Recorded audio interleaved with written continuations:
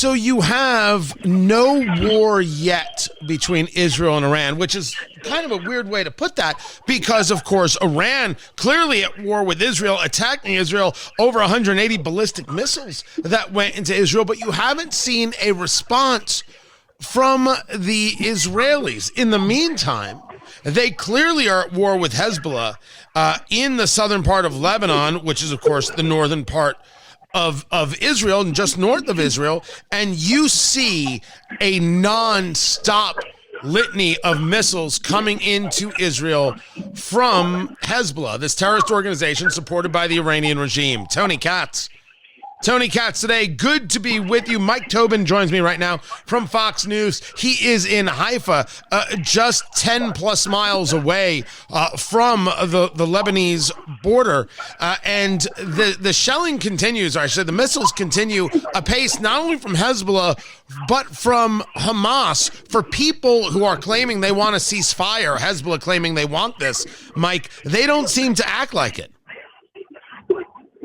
Well, no, they're not going to stop firing the rockets until there is a ceasefire. But I think it's pretty interesting, especially following that message from Netanyahu yesterday saying we took out Nasrallah and then they took out Hashem Safadi, the guy who was supposed to replace Nasrallah, and took out the next guy. Suddenly, you have the other people, the people who would be running Hezbollah, knowing that the heads keep getting whacked, saying, "Hey, we're kind of interested in a ceasefire." So it's a different approach. Usually, you see an army and the little people are the cannon fodder, and now that Netanyahu and the IDF are going for the top rungs on the ladder, suddenly they're interested in compromise. But they're still firing the rockets. Here in Haifa, we're taking rocket fire every day. A bunch of rockets got through yesterday, but there weren't big rockets that got through yesterday. I think the reason they were able to confound the Iron Dome system yesterday is just that they fired so many.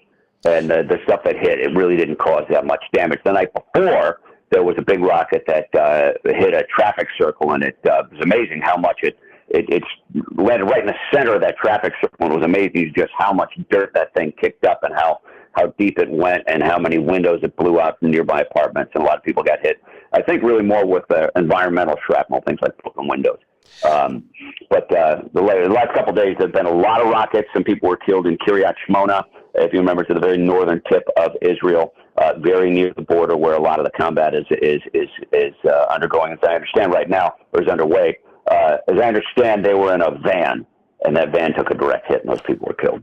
You mentioned Netanyahu and the Prime Minister of Israel speaking to the people of Lebanon. I don't know if you can hear this. I'm just going to play just a few seconds of what he said, speaking directly to the Lebanese people. He's speaking in English.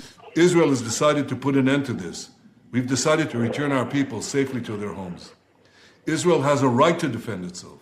Israel also has a right to win, and Israel will win. So there's Netanyahu saying that Israel has a right to defend itself. We are engaged in this war. We have a right to win. We will win. And he is stating quite clearly to the people of Lebanon, you don't have to live like this. Remember when Lebanon was the pearl of the Middle East? And he's like, I do, and it can be again. This is a propaganda message, of course, like he delivered to Iran. Do these work? Do the Lebanese people want Hezbollah out? Well, to get the message from Netanyahu, it's hard to imagine it's going to be received by the Lebanese people. That's like the devil walking into the Moody Bible Institute and saying, hear me out. They're just not going to receive that message, even though if you listen to it, particularly from a Western perspective, how many times now, twice since I've been a reporter, Hezbollah has drawn the IDF into the south of Lebanon, and a lot of people died. And right now they're in the south of Beirut and in the south of Lebanon, and a lot of people are dying. This was Hezbollah's fight. They started firing rockets on October the 8th. Israel would have preferred to have this fight be on one front, but Hezbollah created this dynamic where 60,000 people in the north of their homes the north of Israel couldn't go back to their homes, and Netanyahu had to do something about it sooner or later. And the defense echelon had to do something about it. Now you see what they're doing, and Hezbollah has literally lost its head at this point.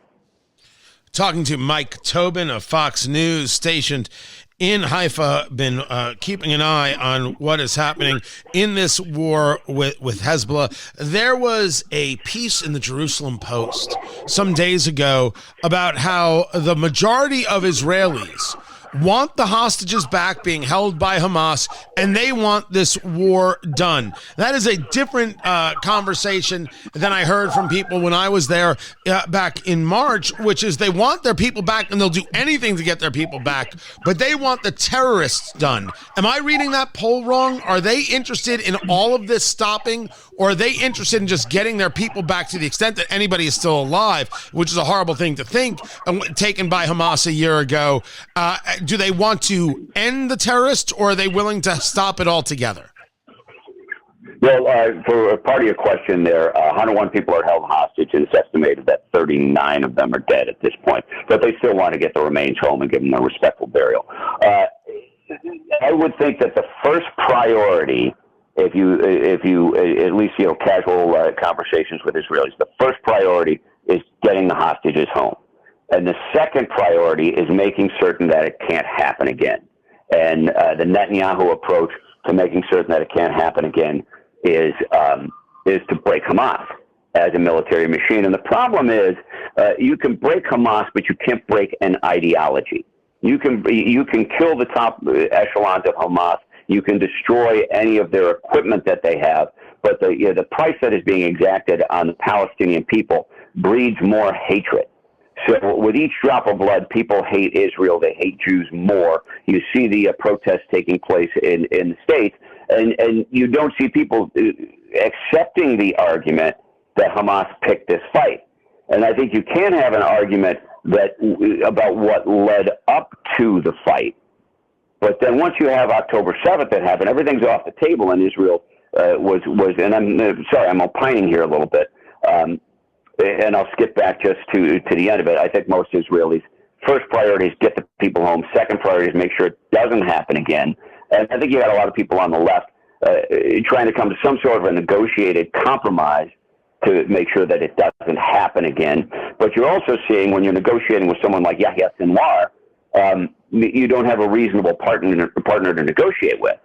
Every indication right now is Sinwar has got a death wish, and he's not interested in resolving anything. He's going to see this thing through the end, and it seems that part of his plan is make things bad enough that the surrounding Arab states get involved. Yeah, this is also why the conversation piece about two-state solution is something that is only discussed amongst American political elite and not discussed in the real world. This brings us to where the United States is. Of course, this presidential run, we have seen Donald Trump being clear in his support for Israel, and we've seen Kamala Harris be clear in trying to say that Israel's an ally, but not necessarily Netanyahu. How have the Israelis taken this U.S. election and Israel as a topic? I don't know that anyone has a good feel for the U.S. elections. I think they roll their eyes at the U.S. elections and the political process right now. I think that they don't really view Kamala Harris as someone who would be a player on the world stage, who would be formidable, but the upper echelons of Israeli politics are not in agreement with the Harris-Biden administration right now. The Biden administration wants Israel to go easy, particularly in Iran. You talked about it a little bit. Israel did strike back with a more symbolic strike, taking out the radar installation for some of the S-300 air defenses. That didn't really hurt Iran, but they communicated to Iran, we can get anywhere in the middle of your country. That was with the first missile barrage. The second missile barrage came through, and the thinking of the Israelis is, all right, you didn't get the message. And I was talking with an Israeli official in the upper echelons yesterday, and he says there's a lot of political pressure on Israel right now to make this second strike symbolic. And he says that's just really not an option for Israel anymore. They need the strike to be meaningful, is the word he chose, meaning that it's got to hurt Iran. That they've got to hear it. They've got to feel it. Go ahead. Is this why we haven't seen Israel engage a strike yet? You know, there was the question of whether or not this was going to be a kinetic response or a more targeted response like the pagers, et cetera. Has this pressure been the reason why Israel hasn't gone full bore in a response to Tehran? It looks that way. The defense minister, Yoav Gallant, was supposed to fly yesterday for a meeting today with Lloyd Austin, the U.S. Secretary of Defense. Benjamin Netanyahu was not a fan of this meeting, mostly because he knows how much pressure Gallant gets from the U.S. when he goes there. The U.S. echelons are frustrated with the Israelis for a number of reasons, not the least of which they didn't communicate before they took out Hassan Nasrallah. They didn't use little bombs to take out Hassan Nasrallah. There were a lot of civilian casualties, and there were a lot of casualties in the upper echelons of Hezbollah when they dropped those bombs. So the U.S. is frustrated with Israel. They don't have a good idea of what Israel's plans are, and the U.S. is scared that Israel will hit Iran hard enough that that will ramp up the escalation out here and ramp up the tensions and drag the region down into World War III. The U.S. is very afraid of that, and I think Israel, the Israelis that I've talked to have made it very clear that they want this strike back to hurt. They want it to mean something. Yeah, the clear gulf between this constant fear of escalation that the Biden administration has versus the clear statement from Israel that now is the time to make the strikes count. That difference is not going to change regardless who wins the election in the U.S. Mike Tobin, Fox News, stay safe, and we will keep checking in with you. More to get to. I'm Tony Katz. This is Tony Katz Today.